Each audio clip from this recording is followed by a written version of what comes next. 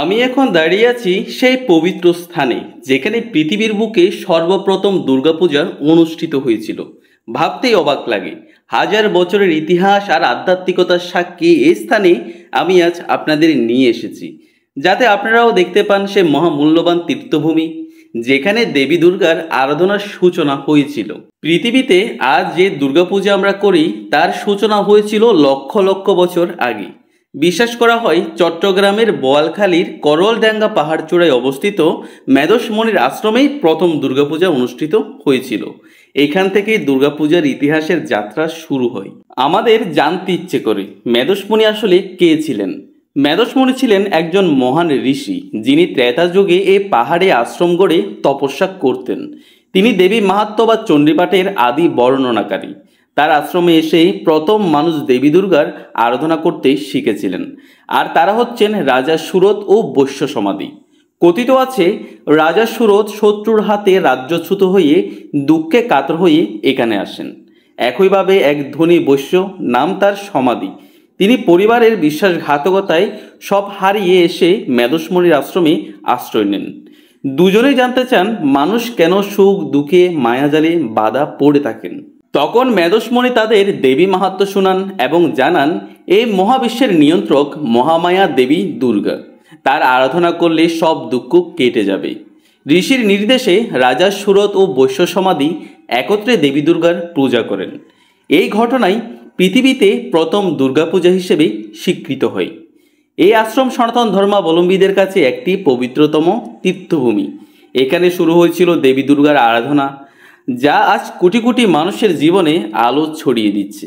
মেদসমণির আশ্রম ইতিহাস, বিশ্বাস আর আধ্যাত্মিকতার এক অনন্য মিলনস্থল। এখন আমি দাঁড়িয়ে আছি মহারাজ বেদানন্দ স্বামীর সমাধিস্থলে।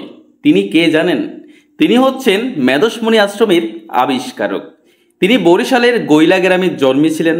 শৈশবেই মা, বাবা এবং স্ত্রীকে হারিয়ে তিনি সংসার জীবন ত্যাগ করে বেদশাস্ত্র অধ্যয়ন শুরু করেন। দীর্ঘ সাধনার পর দেবী দুর্গার কৃপায় তিনি মেদসমণির আশ্রমের কথা জানতে পারেন। বিশ্বাস করা হয় প্রায় 130 বছর আগে তিনি এ পাহাড়ে এসে ভুলে যাওয়া সেই আশ্রমকে পুনরাবিষ্কার করেছিলেন। তার উদ্যোগেই এখানে আশ্রম পুনর্গঠিত হয়। দুর্গাপূজার প্রচলন আবার শুরু হয় এবং এই স্থান আজ সনাতনীদের জন্য একটি মহাপবিত্র তীর্থভূমি হয়ে উঠেছে। উনি হচ্ছেন শ্রী নির্মলানন্দ গিরি মহারাজ। তিনি ছিলেন মেদসমণি আশ্রমের একজন প্রত্যক্ষ আধ্যাত্মিক গুরু, যিনি এই পবিত্র স্থানের নতুনত্ব এনে দেন এবং তার আধ্যাত্মিক জীবনধারাকে শক্তিশালী করে তোলেন। তার সাধনা ও দীক্ষা দ্বারা আশ্রমটি শুধু একটি তীর্থস্থানই নয়, বরং ভক্তদের জন্য আধ্যাত্মিক শিক্ষা, প্রেরণা এবং শক্তির কেন্দ্র হিসেবে দাঁড় করিয়েছিলেন। এই মন্দিরটি হচ্ছে স্বয়ং মেদসমণির মন্দির। সিঁড়ি ধরে উপরে উঠতেই চোখে পড়ে মন্দিরের অনবদ্য সৌন্দর্য।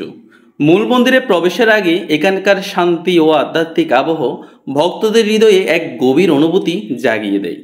প্রতিটি ছাদ, প্রতিটি স্তম্ভ যেন মনে করিয়ে দিচ্ছে মেদসমণির তপস্যা ও এ স্থানের পবিত্র ইতিহাস কতটা গভীর। মেদসমণির আশ্রমে দাঁড়িয়ে থাকলে মনে হয় যেন প্রকৃতি এখানে পূজিত। পাহাড়ের উঁচু ডাল, সবুজ বনভূমি আর কালের সাক্ষী সিঁড়িগুলো একসাথে মিলে এক শান্তিপূর্ণ পরিবেশ সৃষ্টি করেছে। সিঁড়ি ধরে উপরে উঠতে উঠতে চোখে পড়ে পাহাড়ের কঙ্কন আর গাছপালার ছায়া। সব মিলিয়ে এখানে একটি আধ্যাত্মিক ও প্রাকৃতিক সমাহার তৈরি করেছে, যা ভক্তদের মনকে প্রস্তুত করে মূল মন্দিরে প্রবেশের জন্য। এই আশ্রমে আপনি কিভাবে আসবেন? এই আশ্রমে পৌঁছানোর জন্য চট্টগ্রাম বা এর বাহির থেকে সরাসরি বোয়ালখালী উপজেলায় চলে আসুন, যেখানে পৌঁছালে শুধু করলডাঙ্গা মেদসমণির আশ্রম বললেই সিএনজি বা ছোট যানবাহন সরাসরি আপনাকে মূল মন্দিরের গেটে পৌঁছে দিবে। ভিডিওটি যদি আপনার ভালো লেগে থাকে তবে লাইক ও শেয়ার করতে ভুলবেন না। আর আমার এই চ্যানেলটি সাবস্ক্রাইব করে রাখুন, যাতে পরবর্তী ভিডিওগুলোও আপনি সর্বপ্রথম দেখতে পান।